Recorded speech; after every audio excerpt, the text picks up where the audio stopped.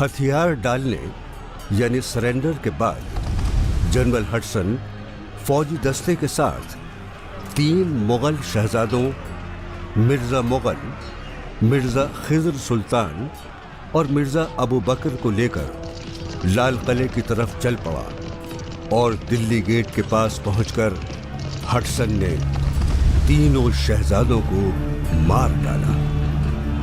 उनके जिस्म बरहना किए गए और फिर उसने तलवार निकालकर तीनों शहजादों के सर जिस्म से अलग कर दिए और एक थाल में रखकर बहादुर शाह जफर को तोहफे में भिजवा दिए। यार अपने बहादुर शाह जफर कहाँ हैं? मैं भी यही सोच रहा हूँ, कहीं रंगून तो नहीं चले गए। शार्प गाइस, रुद्रा का मजाक मत उड़ाओ। देखो वो जिस तरह अपने सब्जेक्ट पर काम कर रहा है ना, वो वाकई में काबिल तारीफ है। अब ये बात तो है यार, वाकई में। बेशक। बहादुर शाह जफर से मुझे याद आया, पहली जंग आज़ादी यानी कि 1857 में जिस तरह से अंग्रेज़ों ने बहादुर शाह जफर के साथ सुलूक किया, वो वाकई में दिल को दहला देने वाला काम था। तुम्हें पता है, जब शहजादों का कटा हुआ सर बहादुर शाह जफर के सामने पेश किया गया तो उन्होंने पता है क्या कहा था? उन्होंने कहा था क्या तैमूर की औलादें इसी तरह अपने बुजुर्गों के सामने लाल सुर्ख रूह में पेश होती थी। अंग्रेज़ों में तो कुछ लोग ऐसे भी थे, कुछ अफसर ऐसे भी थे जिनको ये शिकायत थी कि वो नौजवान अफसर जिन्होंने ये वायदा किया था, जिस वक्त हथियार डाले बहादुर शाह जफर साहब ने, उनसे वायदा किया था कि हम आपकी जान जो है बचा देंगे, हम मुकदमा ज़रूर चलाएंगे लेकिन आपको मौत की सज़ा नहीं होगी। इस बात पर लोगों को बड़ी शिकायत थी कि ऐसा क्यों कह दिया कि मौत की सज़ा नहीं होगी। लेकिन देखिए ऐसा है, तारीख़ में कई बार ये देखने को मिला है कि आप इंसान को कुचल सकते हैं, एक शख्स को, एक नाम को कुचल सकते हैं, लेकिन उनसे जो एक जज्बा जुड़ा होता है, एक तहरीक जुड़ी होती है, उसको कुचल नहीं सकते, ख़त्म कर नहीं सकते। और बहादुर शाह जफर के साथ ऐसा ही हुआ। वो देखो। रुद्रा बैठो। आइए जनाब, बैठिए। कहाँ गए थे आप? प्रोफेसर दास के पास गया था, उनसे मिलना था और ये ज़रूरी भी है। अच्छा रुद्रा, एक बात बताओ, तुम्हें ये ट्रैवल ग्रांट मिल जाएगी? पता नहीं, उन्होंने कहा है कि पहले मुझे अपने रिसर्च पेपर जमा करने होंगे। कोई बात नहीं, तुम्हें तो परेशान नहीं होना चाहिए। क्यों भाई, परेशान क्यों नहीं होना चाहिए? भाई क्योंकि तुम्हारी मुलाकात तो सीधे बहादुर शाह जफर से होती है। वैसे बहादुर शाह जफर से मिलने का एक्सपीरियंस मेरे लिए बहुत ही अहम है। तुम फिर मेरे पास हिंदुस्तान की तलाश में आए हो? तुम मेरे पास होते हो गया जब कोई दूसरा नहीं होता। मोमिन साहब। अरे वाह, तुम्हारे इल्म व अदब में इतना इजाफा। छापना, पिछली मुलाकात में शहंशाह शाहजहां के बारे में काफ़ी कुछ जानकारी मिली। तुम औरंगजेब के बारे में जानकारी की ख्वाहिशमंद हो। जी, आपने बिल्कुल दुरुस्त फरमाया। लेकिन जहाँ तक मेरा ख्याल है, शहंशाह औरंगजेब एक नेक नीयत मुसलमान थे, लेकिन तारीख उन्हें किसी और तरह से याद करती है। मुकर्रर तारीख। वाह, तुम्हारे नुक्ते भी बिल्कुल दुरुस्त हो गए हैं। जी। बरखुरदार तारीख या आम आदमी की सोच? कभी कभी आप मुझे लाजवाब कर देते हैं, लेकिन औरंगजेब की ज़ाती ज़िंदगी के कुछ वाक़यात लोगों में मशहूर नहीं हैं और उनकी सियासी ज़िंदगी के बारे में लोग ज़्यादा जानते हैं। देखिए बरखुरदार, औरंगजेब के अंदर के जज्बात ने उन्हें जिंदगी भर परेशान और बेचैन रखा। 80 बरस की उम्र में अपनी फौज की क़यादत करने वाले शेर दिल इंसान थे वो, लेकिन आखिर वक्त कि जिंदगी बेसिमत हो गई थी, बिल्कुल जिस तरह इस वक्त मुझे मेरा अंजाम नजर आ रहा है। यही सही है कि औरंगजेब हमेशा जंग में मशगूल रहने के बावजूद उमंग से भरे हुए थे, लेकिन उसका अंजाम क्या हुआ और फिर उनकी बेरहमी और संगदिली किस लिए थी। लेकिन दूसरी तरफ ये कहा जा सकता है कि हुकूमत करने के लिए बेरहमी और पत्थर दिल होना जरूरी है। इसके लिए सिर्फ औरंगजेब को इल्जाम देना ठीक नहीं है। औरंगजेब से पहले भी मुगल शहजादों को कैद किया गया और उन्हें कत्ल भी किया गया। औरंगजेब ने महसूस किया था कि हुकूमत को बेहतर ढंग से चलाने के लिए पत्थर दिल होना जरूरी है। अब सबसे बड़ा सवाल यह है कि क्या हुकूमत करने के लिए कत्ले-आम जरूरी था, और अगर जरूरी था तो फिर इंसानियत की फिक्र क्यों नहीं की गई। लेकिन तारीख के औराक गवाह हैं कि कई सल्तनतों के बादशाहों ने इंसानियत को बचाने के लिए खून बहाया। क्या ऐसा करना दुरुस्त था? बरखुरदार बात कुछ आई तुम्हारी समझ में? दोनों पहलू यानी कि दोनों बातें सामने आए, अब फैसला करो। क्या बताऊं, सभी बातें तो सामने हैं। देखो, बादशाह बेहतर से बेहतर हुकूमत करना चाहता है बगैर किसी वजह की। कोई आदमी खून क्यों बहाएगा? कोई पत्थर दिल या बेरहम क्यों बनेगा?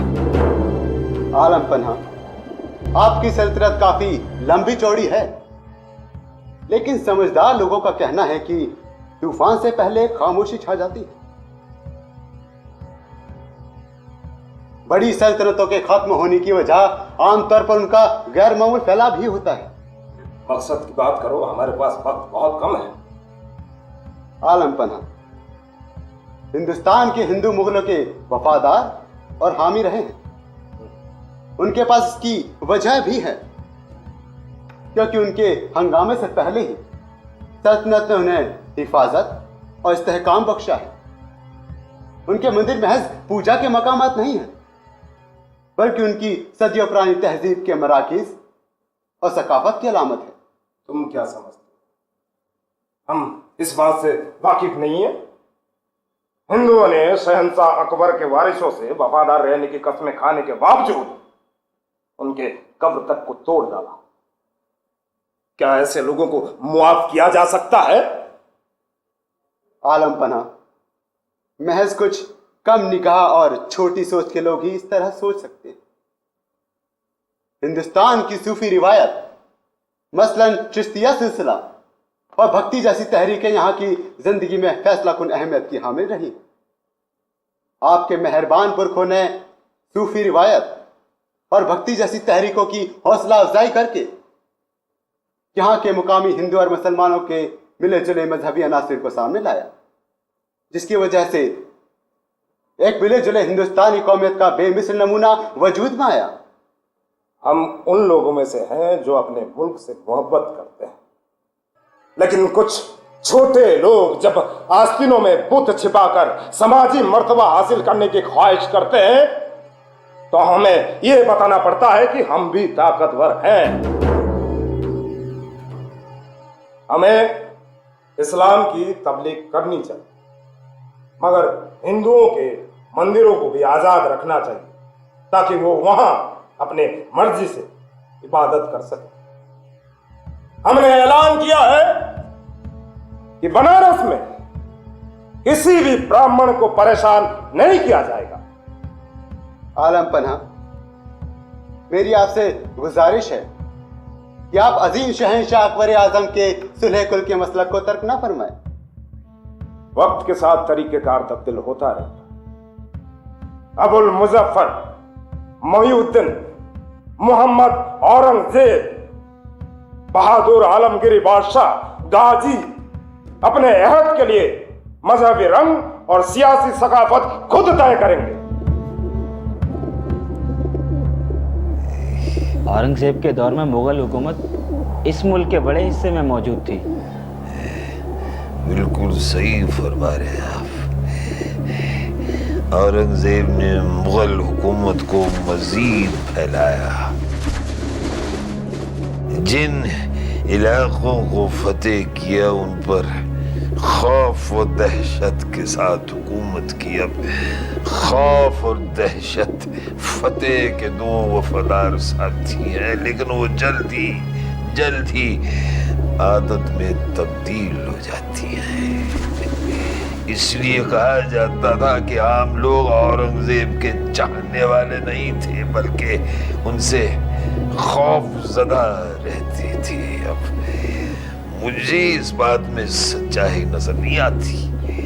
औरंगजेब एक शफीक हुक्मरान थे। उन्हें ज्यादती और गद्दारी से नफरत थी। उन्हें फौज की दिलेरी बहुत पसंद थी, बल्कि उसके आशिक थे। इसलिए औरंगजेब ने ख्वाहिशात पर भी फतेह हासिल की। लेकिन इस अजीम बादशाह ने अपनी जिंदगी की आखिरी सांस एक गमज़दा इंसान की तरह ली। छापना, मैं आपका शुक्रिया अदा करना चाहता हूँ। मेरे तारीखदान, मेरे नन्हे मुअर्रिख, ये शुक्रिया किस बात का है? हम तक कीमती और सही जानकारी पहुंचाने के लिए।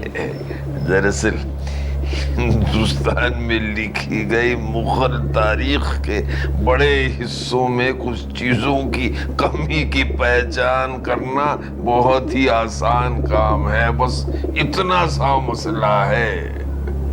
जी, समझ गया। लोग या तो फितरतन मुख्तलिफ होते हैं या फिर वक्त उन्हें मुख्तलिफ बना देता है। औरंगजेब ने अपने दुश्मनों से भी बराबर जैसा सलूक किया। अक्सर दुश्मनों को आजमाते रहे, लेकिन उन्हें अक्सर धोखा ही मिला, जिसे वो अपनी गलती समझते रहे। और औरंगजेब ने खुद को अपनी गलती के लिए भी मुआफ नहीं किया।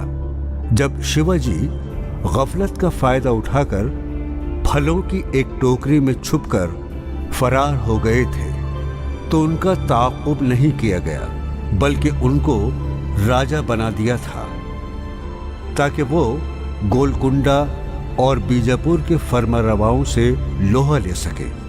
और शायद वो मुनासिब तरीका था, लेकिन आखिर में हमेशा वही होता है जो बादशाहों की किस्मत में होता है। कुछ तो रिवायत की पासदारी और कुछ हुकूमत की ख्वाहिश।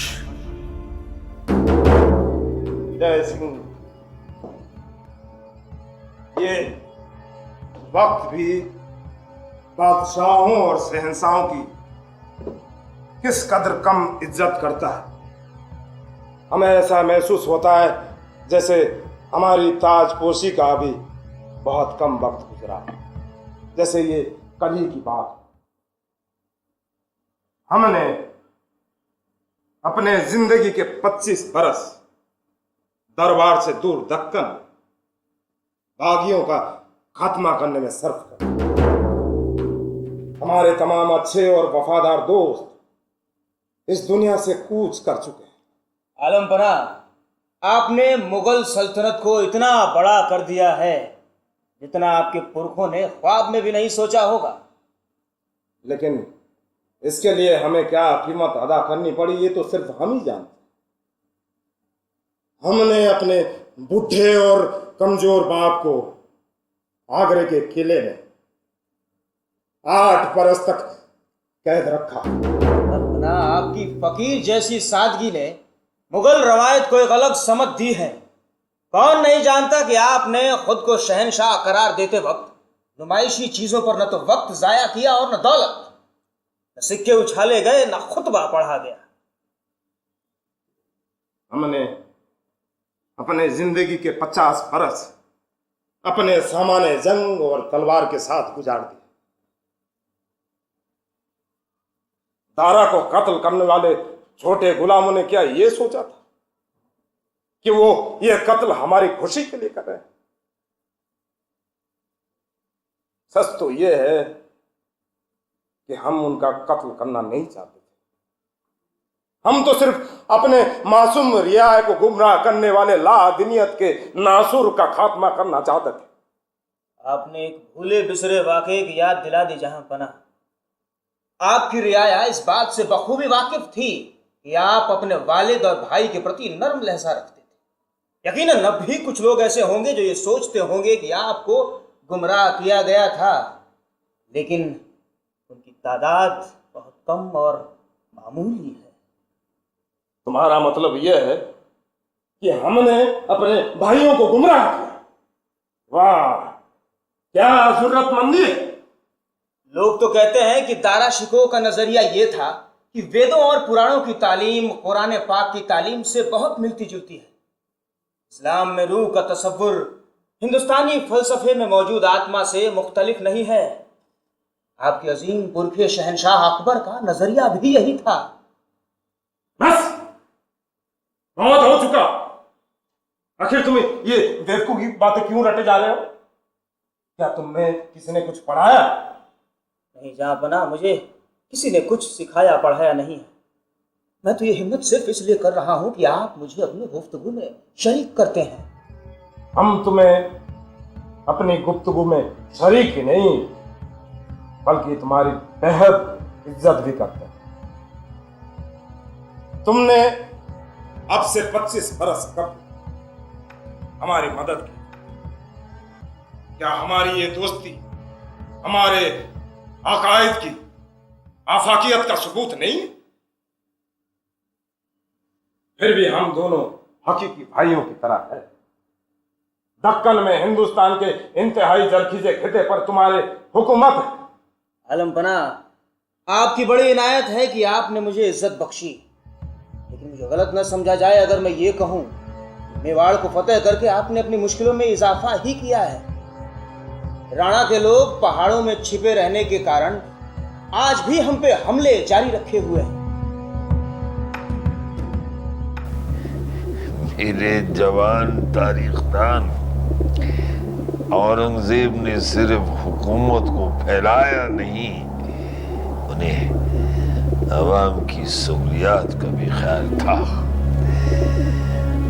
दक्कन में रहने के बावजूद उनकी नजर बाकायदा उत्तर के ऊपर भी जमी रही। इसलिए पंजाब और मराठवाड़ा में जो भी कुछ हो रहा था उसकी पूरी पूरी खबर औरंगजेब को रहती थी और उन हालात को लेकर क्या तरकीब करनी चाहिए उससे भी वो बखूबी वाकिफ थे। लेकिन सबसे बड़ी बात यह है कि उन्हें अपनी आवाम की फलाह बहबूद की पूरी फिक्र थी। इसलिए दक्षिण भारत को राजा जय सिंह के हवाले छोड़ उन्होंने उत्तर की तरफ सफर शुरू किया। आवाम की फलाह बहबूद मतलब आवाम की खुशहाली। बादशाह औरंगजेब को आवाम की खुशहाली की पूरी फिक्र थी। पूरे 25 वर्षों तक शुमाली हिंदुस्तान से दूर जुनूब में रहने और उस इलाके को फतह करने के बाद शुमाल की तरफ औरंगजेब का कूच करना मुनासिब नहीं था। मराठवाड़ा में बागियों ने सर उठाना शुरू कर दिया था और उधर पंजाब की भी हालत अच्छी नहीं थी। दक्कन से मराठवाड़ा होते हुए औरंगजेब जब पंजाब पहुंचे तो एक बार फिर हुकूमत उनके हाथ में थी और अवाम के दरमियान पैदा होने वाली बेचैनी और उनके साथ की जाने वाली नाइंसाफी का खात्मा हो चुका था। इसमें इनके शहजादों ने भी अहम किरदार निभाया था। वो भी अपने वालिद की तरह बहादुर थे। आलम पना, आपको तो मुतमईन होना चाहिए कि आपने जो चाहा वो हासिल कर लिया। जी, तुमने हमें कहा था कि हम अपना काम नहीं कर सके। क्या हुआ अगर शंभू जी ने सर नीचा कर दिया? गोलकुंडा ने भी अब अपना हथियार डाल दिया। शिवाजी ने 1680 में अपनी मौत की अफवाह उड़ाकर हमें धोखा दिया। अब वो आराम की नींद सो रहा है और हम मुश्किल में। आलिजा, राजपूतों में इस खौफ को मुब्तला किया जा रहा है कि उनकी नस्ल ही खत्म हो जाएगी। दूसरी तरफ मराठों की नई नस्ल यह सोचती है कि उसको वो सब कुछ हासिल कर लेगा जो उसके बुजुर्ग अपने हाथ से खो दिए। लेकिन इस मामले को हम दरमियान में नहीं छोड़ सकते। आलिजा, आप अपने दिमाग पर कुछ ज्यादा ही जोर ले रहे हैं। हाँ, यकीनन हम अपने दिमाग पर ज्यादा जोर डाल रहे हैं, क्योंकि हमारी आंखों की थोड़ी सी नागवारी पूरी दुनिया तब्दील कर देती है। हमने अपने वालिद को कैसी तकलीफें दी। अब तो वो आराम से सो रहे हैं और हम परेशान हो जा रहे हैं। काश ऐसा हो पाता कि हम उनके पहलू में आराम कर रहे होते। आलम पना, आपकी तबीयत नासाज है, आपको थोड़ा आराम करना चाहिए। ना, शहंशाह रहते हुए हमें आराम की जरूरत नहीं है।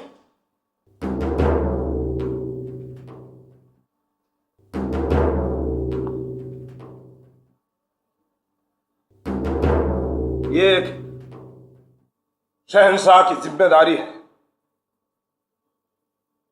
कि वो अपने आवाम के लिए मरते दम तक लड़ता रहे, और जब उसको आखिरी नींद भी आए तो अपने तलवार को अपने साथ रखे रहे। और तुम हमें सेहत का ख्याल रखने का मशवरा दे रहे? ये बादशाही तो अपनी रियाया की खुशहाली के। जहाँपना, आप क्या सोचने लगे?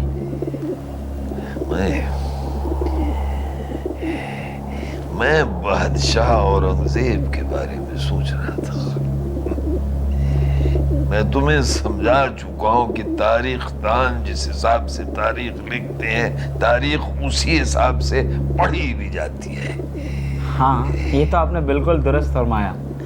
देखिए, आज किसी को ये मालूम है कि बादशाह औरंगजेब अपने आखिरी दम तक अवाम की भलाई और सुकून के लिए क्या क्या कोशिशें करते रहे? कई वाक़यात हैं जो इस बात की तस्दीक करते हैं। मुगल सल्तनत का एक ताकतवर हुक्मरान, बल्कि यूं कहिए कि मुगल सल्तनत के आखिरी अजीम बादशाह 1707 में इस दुनिया से रुखसत हुए। आज दुनिया औरंगजेब को एक कट्टर पसंद हुक्मरान की सूरत में याद करती है, लेकिन उन्होंने जो भी कुछ किया हिंदुस्तानी कौम के लिए किया। देखिए, जंग में जिन छोटे नवाबों और हुक्मरानों को शिकस्त थी, उन्हें अपने दरबार में खास ओहदे पर बिठाया, कईयों को सूबेदार बनाया, पूरे इख्तियारात के साथ। अब इसके बावजूद मैं समझ नहीं पाता। रुद्रा, तुम इतना क्यों मुस्कुरा रहे हो? मैंने तुमसे पहले भी कहा था और आज भी कहता हूँ, तारीख दान जैसी